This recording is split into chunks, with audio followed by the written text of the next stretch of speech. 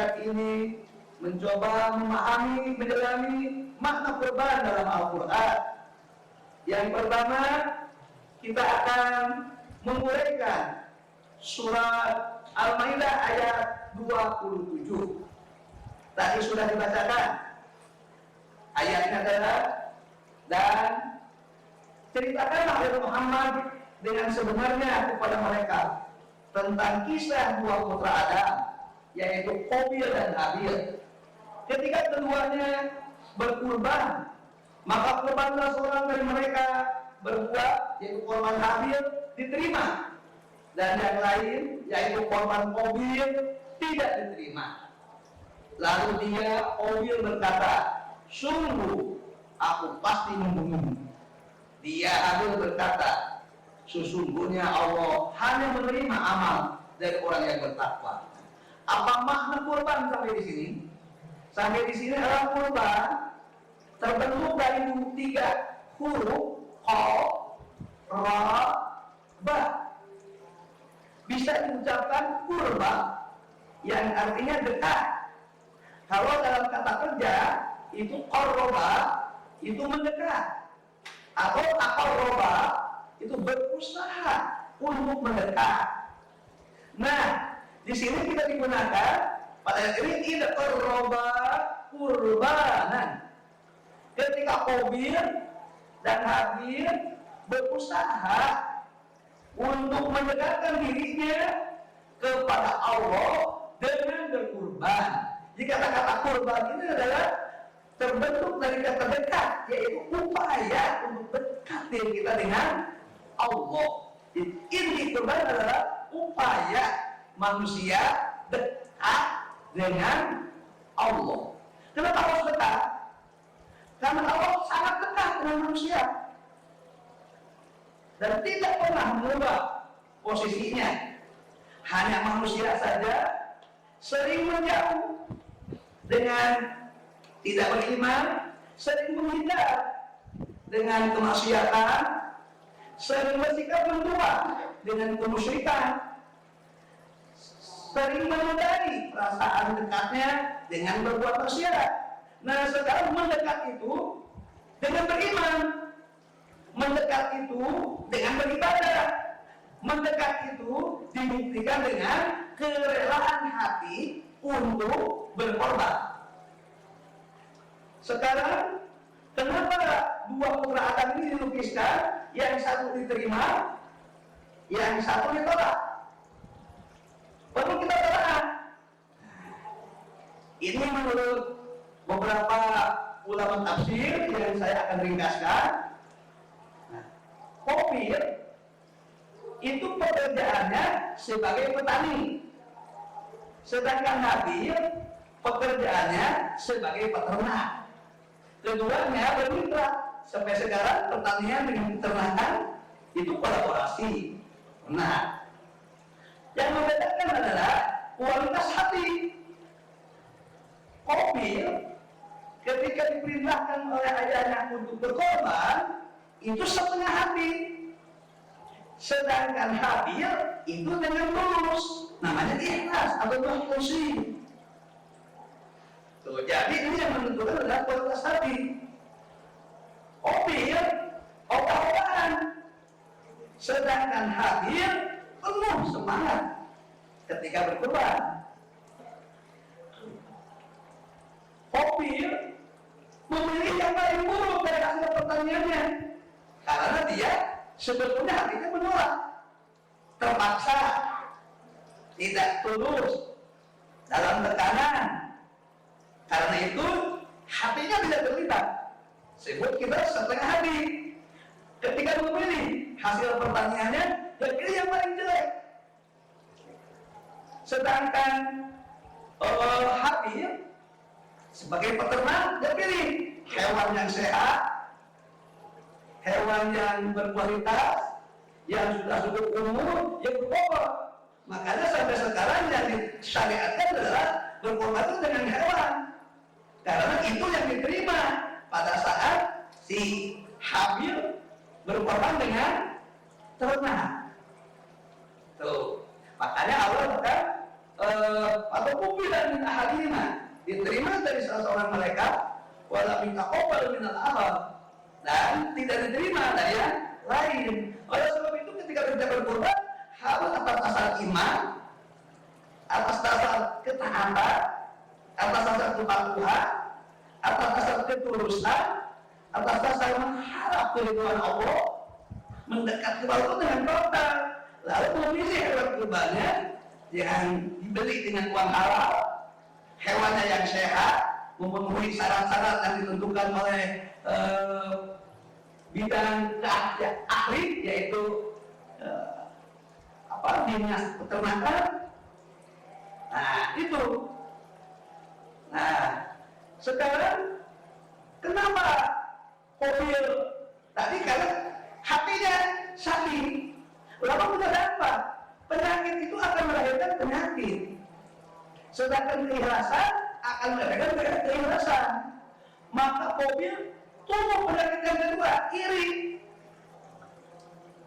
Kenapa paman saudara yang diterima? Kenapa paman aku tidak diterima? Dia tidak sadar bahwa dia tidak ikhlas. Yang penyakit kedua adalah iri.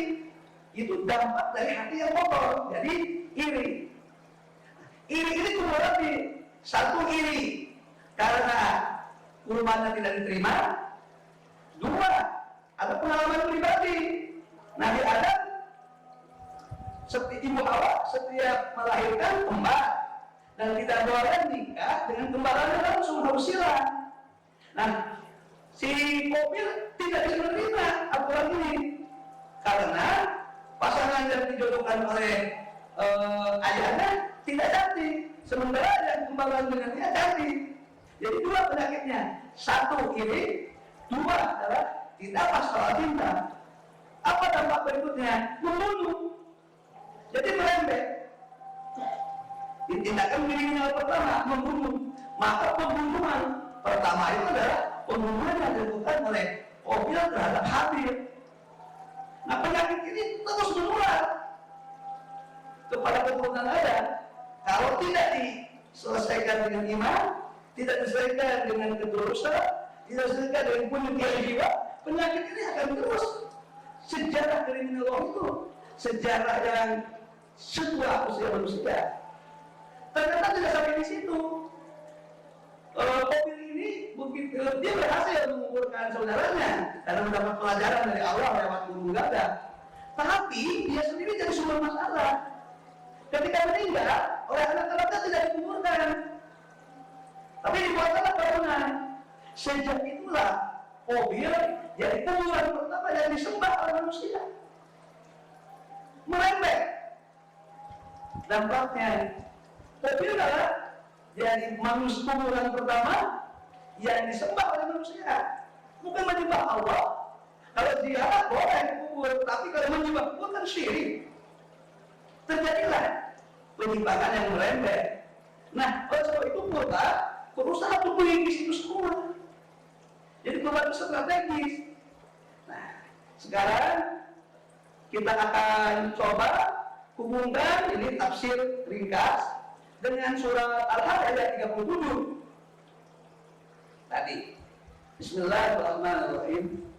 La yanalullaha luhumuha wala dima'uha walakin yanaluhu taqwa minkum kadzalika sakhkharaha lakum litukabbirullaha 'ala ma hadakum wa basyiril muhsinin. La yanalullaha, tidak akan pernah sampai kepada Allah luhumuha, daging-daging kurban, wala dima'uha, dan tidak pula akan sampai kepada Allah darah-darah hewan kurban itu. Kenapa? Karena itu bukan persembahan, bukan sesajen. Penyembelihan hewan kurban itu berbeda dengan tradisi masyarakat primitif, budaya primitif, agama primitif yang diwujudkan dengan sesajen. Bukan. Kalau sesajen diyakini dagingnya, darahnya sampai kepada sasaran, yaitu kepada dewa yang dipersonifikasi kepada setan. Ini beda, karena beda dasarnya. Walakin yanaluhu Tetapi yang akan sampai kepada Allah adalah ketakwaan di antara kamu. Jadi tadi yang jadi filosofi kurban itu takwa. Di situ ada iman, ada ketaatan, ada kepatuhan, ada ketulusan dari hati yang bersih, dari pikiran yang bersih, dari perasaan yang bersih, niatnya ikhlas untuk dekat dengan Allah, dapatkan Allah. Nah itu takwa.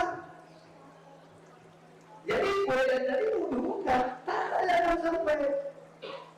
Lalu kamu hewannya untuk siapa?